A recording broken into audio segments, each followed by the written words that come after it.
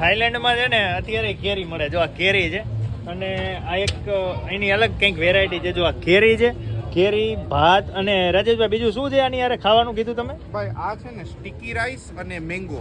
આ થાઈલેન્ડની બહુ એક ફેમસ આઈટમ છે, ફૂડ આઈટમ, કે ઘણા બધા ફોરેનરો ઇન્ક્લુડિંગ ઇન્ડિયન લોકો અહીંયા આવતા હોય તો આ સ્પેસિફિક એની આઈટમ છે જે શોધતા હોય. અને આ બધી વેરાયટી શું છે?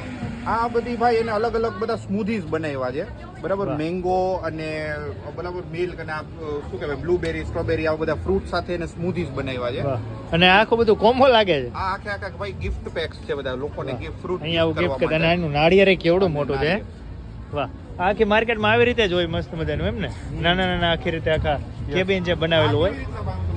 જો અહીંયા તમને 12 બધા ફ્રૂટ દેખાય છે, બરાબર. આ લાઈવ ફ્રૂટ છે. જ્યારે તમે ઓર્ડર કરો ને ત્યારે આખા આખું મિક્સરમાં ક્રશ કરી નાખું, સ્મૂથ કરી નાખે, એટલે ફાઇનલ આવું બધું બની જાય.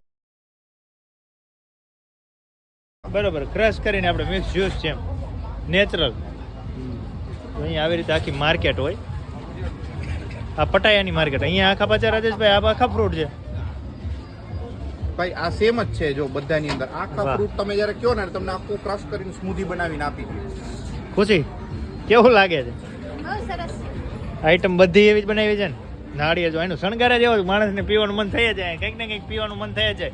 તમે પણ જ્યારે પટાઈ આવો ને ત્યારે નવું નવું ઘણું બધું છે ટ્રાય કરવાનું તો ભૂલતા જ નહીં.